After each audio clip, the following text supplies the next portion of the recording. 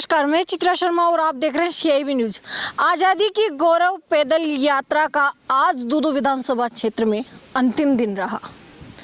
दूदू विधानसभा क्षेत्र के विधायक बाबूलाल नागर स्वयं ग्राम पंचायत मोखमपुरा से दूदू विधानसभा क्षेत्र की अंतिम सीमा तक आज़ादी की गौरव यात्रा के साथ पैदल चले।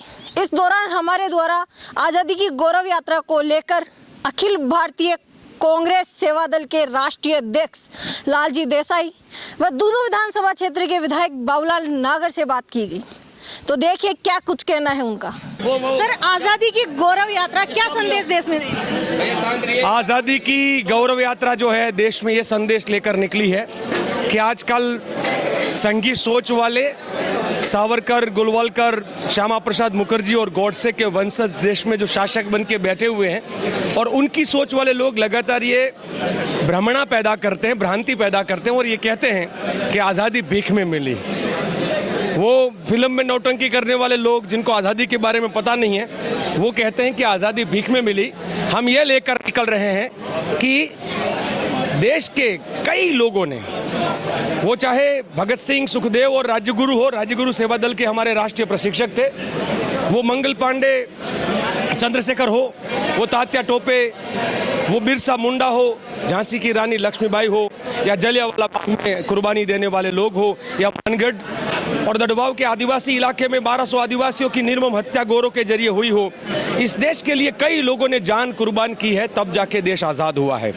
कई हमारे महान नेताओं ने दशकों तक जेल में बिताई है। महात्मा गांधी से लेकर जवाहरलाल नेहरू से लेकर लाल बहादुर शास्त्री से लेकर हमारे सरदार पटेल हो या सुभाष चंद्र बोस हो, खान अब्दुल गफ्फार खान हो या अब्दुल कलाम आज़ाद हो, वो हमारे जो अबुल जी से लेकर हमारी हर वीरांगना, हर किसी ने जब देश की आज़ादी की जंग लड़ी जा रही थी तब जेलों में बिताया, तब सत्ता मिलने वाली नहीं थी।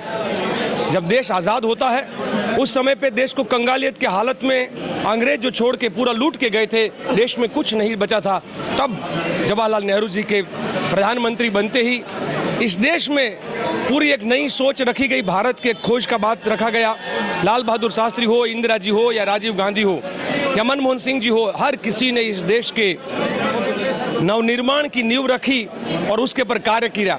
पर जैसे लगता है आजकल तो हमारे देश के परिधान मंत्री, मैं शब्द यूज करता हूँ परिधान मंत्री, क्योंकि प्रधानमंत्री की गरिमा को गिराकर कोई परिधान मंत्री बन जाए तो देश में ये बोलते हैं कि जैसे 2014 से पहले देश आज़ादी नहीं हुआ था। देश में आज नफरत, जहर बांटा जा रहा है, गरीबों की बस्तियों को उजाड़ कर बुलडोजर चलाया जा रहा है। हम इन सबको ये संदेश देना चाहते हैं कि आज़ादी के जंग में लड़ने वाले शहीदों ने हमारे देश की जनता की आज़ादी मांगी थी, इस भारत माता की आज़ादी मांगी थी, ये गुलामी की बेड़ियों को तोड़ने से आज़ादी मांगी थी। देश को दोबारा गुलाम करने की साजिश अगर करोगे तो हम ही तो थे जो पहले गोरों से लड़े थे और हम ही तो हैं जो इन चोरों से लड़ेंगे। और इसीलिए लगातार नारे लेकर निकलते हैं कि पहले लड़े थे गोरों से, अब लड़ेंगे चोरों से। वो डंडे से तोड़ेंगे तो हम झंडे से जोड़ेंगे। अगर उनके हाथ में डंडा है तो हमारे हाथ में झंडा है और कोई तिरंगा है, कोई एक रंगा, कोई दो रंगा नहीं। कोई हरा लेकर निकल जाता है, कोई गेरुआ लेकर निकल जाता है, कोई नीला, कोई काला, कोई लाल, कौन से रंगों में। और इस देश को भाषा, प्रदेश और मज़हब और जाति के नाम पर बांटने की कोशिश कर रहे हैं। हम उनको कहते हैं कि देश का झंडा तिरंगा, अब नहीं चलेगा कोई दो रंगा। और दो रंगा झंडा किसका है आप भली भांति जानते हैं। तो हम इस देश को टूटने नहीं देंगे, देश को मिटने नहीं देंगे और उसी गौरव गाथा को लेकर निकले हैं। वो पहली आज़ादी की लड़ाई थी, ये दूसरी आज़ादी की जंग की शुरुआत है। और भारत का किसान, दलित, आदिवासी से लेकर हर कोई आम जनता है आज के कुशासक से परेशान है।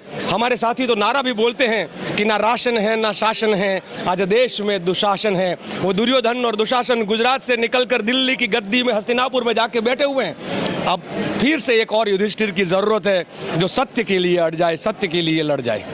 सर, आज़ादी की गौरव यात्रा ने 9 मई को दूदू विधानसभा क्षेत्र में प्रवेश किया। 3 दिन का आपका दूदू विधानसभा क्षेत्र में पड़ाव रहा, तो इसको लेकर क्या कहना है, कैसा अनुभव रहा दूदू विधानसभा क्षेत्र? देखिए, बाबूलाल नागर जी हैं, सेवा दल के कर्मठ कार्यकर्ता रहे, उसके बाद सेवा दल के राजस्थान के प्रदेश के अध्यक्ष रहे।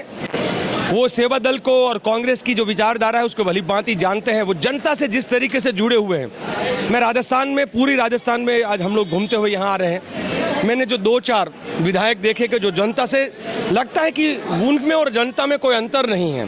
तो बाबूलाल नागर जी जो है वो जनप्रतिनिधि है, वो नेता बाद में है, कार्यकर्ता पहले हैं। और वो लगातार जैसे सेवा दल के श्वेत सेना को देखते ही हमारे परिवार के साथी होने के नाते जो उन्होंने एक बड़ी जनसभा, रात को 10 बजे 20,000 लोग आज़ादी की गौरव यात्रा के स्वागत के रूप में बैठे रहें। फिर जब गांव-गांव जाए, हर गांव में आपने भी सभाएं देखी हैं, आप लोग भी साथ में चल रहे थे। तो ये बाबूलाल नागर निकलते हैं तो साथ में जन सैलाब निकलता है, तो बड़ी खुशी है, हम लोग की थकान उतर जाती है। पहले लड़े थे गोरों से, अब लड़ेंगे चोरों से।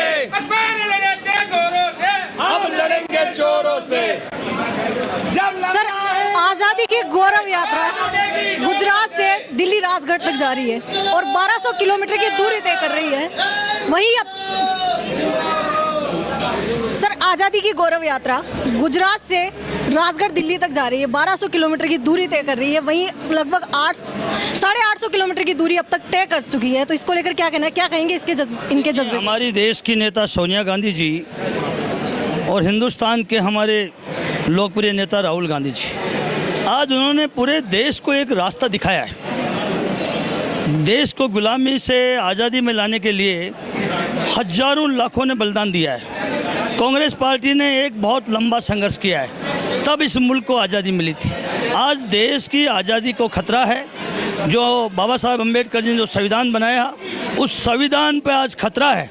और मैं अपने आप को गौरवान्वित महसूस करता हूँ कि मेरी विधानसभा क्षेत्र दूदू जहाँ शुरू होती है अजमेर की बॉर्डर पर, 58 किलोमीटर का मेरे विधानसभा क्षेत्र का कार्य क्षेत्र आता है। और जो सेवा दल ने जो गौरव यात्रा में जो आज 37-38 दिन मैंने ये लगातार चल रहे हैं, इनका मैंने जो जब वो देखा, इनका जो मैंने जोश देखा। मैं राजनीति में पिछले 30 साल से हूँ और चौथी बार मैं MLA हूँ।